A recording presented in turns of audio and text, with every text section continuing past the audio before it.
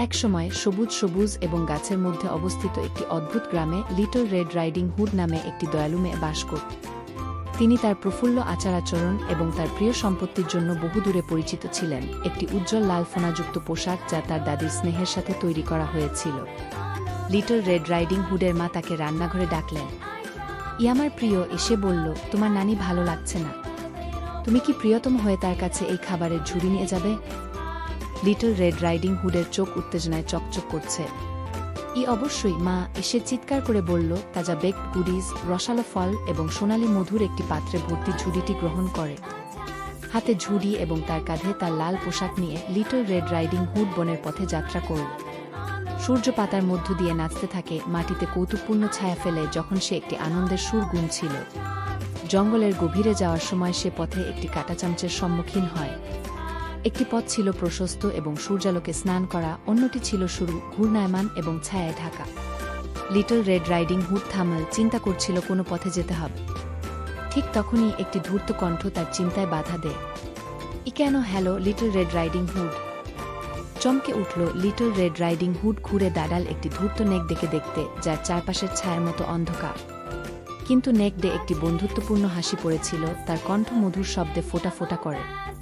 এমন আনন্দদায়ক ঝুড়ি নিয়ে আপনি কোথায় যেতে পারেন? নেকড়ে জিজ্ঞাসা করল, তার চোখ ভিতরের গুডিজের দিকে স্থির। আমি আমার দাদির সাথে দেখা করতে যাচ্ছি, লিটল রেড রাইডিং হুড উত্তর দিল, তার নির্দোষতা জ্বলজ্বল করছে। তিনি ভালো বোধ করছেন না এবং আমি তাকে ভালো বোধ করার জন্য কিছু ট্রিট আনছি। লিটল রেড রাইডিং হুডের মা তাকে রান্নাঘরে ডাকলেন। প্রেসি এসে একটি উষ্ণ হাসি দিয়ে বলল, তোমার দাদির ভালো লাগছে না। তুমি কি প্রিয় হয়ে তাকে এই গুডির ঝুড়ি নিয়ে যাবে? এটা অবশ্যই তার মুখে হাসি আনবে। লিটল রেড রাইডিং হুডের চোখ উত্তেজনায় জ্বলে উঠল। অবশ্যই মা, এসে চিৎকার করে বলল। তাজা বেকড রুটি, মোটা স্ট্রবেরি এবং মধুর একটি পাত্রে ভর্তি ঝুড়িটি সাগ্রহে গ্রহণ করে। তার বাহুতে ঝুড়িটি জড়িয়ে এবং তার কাঁধে তার লাল জামা জড়িয়ে লিটল রেড রাইডিং হুড ঘুরতে থাকা বনের পথে যাত্রা করল। পান্ডার ছাউনির মধ্য দিয়ে সূর্য উকি দিল, সোনালি আলোর মাটিতে ঝাঁপিয়ে পড়ল যখন পাখিরা মাথার উপরে মিষ্টি সুর গায়। সে বনের গভীরে যাওয়ার সময় লিটল রেড রাইডিং হুড পথে একটি কাঁটাচামচের সম্মুখীন হয়। একটি ট্রেল সোজা সামনে নিয়ে গেছে, উষ্ণ সূর্যের আলোতে স্নান করেছে, অন্যটি বনের শীতল ছায়ায় অদৃশ্য হয়ে গেছে। লিটল রেড রাইডিং হুড থেমে গেল, ভাবছে কোনো পথে যাওয়া যায়। ঠিক তখনই একটা দুষ্টু কণ্ঠ বনের প্রশান্তি ভেঙে দিল। ভালো ভালো ভালো, আমরা এখানে কি আছে? চমকে উঠল লিটল রেড রাইডিং হুড, চকচকে চোখ সহ একটি ধূর্ত নেকড়ে দেখতে পেল, তার পশম গভীর রাতের মতো অন্ধকার। কিন্তু নেকড়ে একটি বন্ধুত্বপূর্ণ হাসি পড়েছিল, তার জিহ্বা আপাতদৃষ্টিতে বন্ধুত্বপূর্ণ ভঙ্গিতে বেরিয়েছিল। Hello mister Wolf, little red riding hood বিনয়ের সাথে অভ্যর্থনা জানাল, যদিও তার কণ্ঠে সতর্কতার ইঙ্গিত ছিল। নেকড়ের হাসি চওড়া হয়ে গেল, সূর্যের আলোতে তীক্ষ্ণ দাঁত চকচক করছে। এবং আপনি কোথায় যেতে পারেন? ছোট একজন, এত আনন্দদায়ক ঝুড়ি নিয়ে? তিনি ক্ষুধার্তভাবে গুডির দিকে তাকিয়ে জিজ্ঞাসা করলেন। হুডের মা তাকে ডাকলেন। আমার প্রিয়, আপনি কি দয়া করে এই গুডিজের ঝুড়িটি আপনার দাদির কাছে নিয়ে যাবেন? তিনি আবহাওয়ার নিচে কিছুটা অনুভব করছেন এবং এই খাবারগুলি অবশ্যই তার দিনকে উজ্জ্বল করবে। লিটল রেড রাইডিং হুড উত্তেজনায় উদ্ভাসিত। অবশ্যই মা, আমি এখনই যাব। তাজা সেকানো রুটির ঝুড়ি, রসালো আপেল এবং মধুর একটি জার তার বাহুতে নিরাপদে আটকে রেখে লিটল রেড রাইডিং হুড আনন্দের সুর গুনগুন করে বনের পথে চলে গেল। পাখির কিচিরমিচির, ঝোরঝোর করে পাতার কলরব এবং মাঝে মাঝে বনভূমির প্রাণীদের ঝাঁকুনিতে বনটি জীবন্ত ছিল। আমি আমার দাদির সাথে দেখা করতে যাচ্ছি, লিটল রেড রাইডিং হুড উত্তর দিল, তার নির্দোষতা জ্বলজ্বল করছে। তিনি অসুস্থ বোধ করছেন, তাই আমি তাকে উৎসাহিত করার জন্য কিছু ট্রিট আনছি। নেকড়ের চোখ দুষ্টুমিতে জ্বলজ্বল করে যখন সে একটি দুষ্ট পরিকল্পনা তৈরি করেছিল। তুমি কতটা চিন্তাশীল! কিন্তু আমার প্রিয়, জঙ্গলের মধ্য দিয়ে পথটি অনেক দ্রুত। তুমি কেন সেই পথ ধরছ না? তোমার ঠাকুমা নিশ্চয়ই তোমার দ্রুত আগমনের প্রশংসা করবে। হুডের মা তাকে রান্নাঘরে ডাকলেন। লিটল রেড এসে বলল, তোমার দাদির ভালো লাগছে না। তুমি কি প্রিয় হয়ে তার কাছে এই গুডিজ নিয়ে যাবে? একটি ঝুড়ি ভর্তি গরম রুটি, পাকা ফল এবং মধুর একটি বয়াম নিয়ে লিটল রেড রাইডিং হুড ঘুরতে থাকা বনের পথ দিয়ে যাত্রা করল। পাখিরা সুর গেয়েছিল এবং পাতাগুলি ফিসফিস করে গোপন কথা বলেছিল যখন সে বনে প্রবেশ করেছিল। হাঁটতে হাঁটতে সে পথের মধ্যে একটা কাঁটা লক্ষ্য করল। একটি পথ প্রশস্ত ছিল এবং সূর্যের আলোতে স্নান করত, অন্যটি সংকীর্ণ ছিল এবং মনে হচ্ছিল ছায়া অদৃশ্য হয়ে গেছে। লিটল রেড রাইডিং হুড সংক্ষিপ্ত অন্ধকার পথ নেওয়ার সিদ্ধান্ত নেওয়ার আগে এক মুহূর্তের জন্য দ্বিধা করেছিল। হঠাৎ একটা কণ্ঠ তার ভাবনায় বাধা দিল। ভালো ভালো ভালো, আমরা এখানে কি আছে?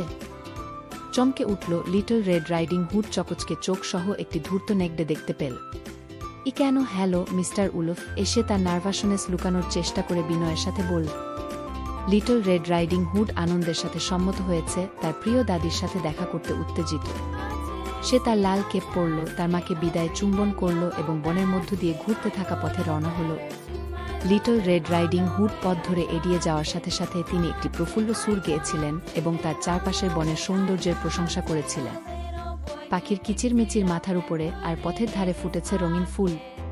যাই হোক, বনের ছায়ায় লুকিয়ে থাকা একটি ধূর্ত নেকড়ে লিটল রেড রাইডিং হুডের প্রতিটি পদক্ষেপ দেখেছিল। তাকে প্রতারণা করে প্রথমে তার দাদির বাড়িতে পৌঁছানোর জন্য তার একটি দুষ্ট পরিকল্পনা ছিল। শুভ সকাল লিটল রেড রাইডিং হুড নেকড়েটি তাকে একটি ধূর্ত হাসি দিয়ে স্বাগত জানান। আপনি আজ কোথায় যাচ্ছেন? আমি আমার দাদির সাথে দেখা করতে যাচ্ছি, লিটল রেড রাইডিং হুড উত্তর দিল, নেকড়েটির আসল উদ্দেশ্য সম্পর্কে অজানা। তিনি ভালো বোধ করছেন না, তাই আমি তাকে এই গুডিজের ঝুড়ি নিয়ে যাচ্ছি।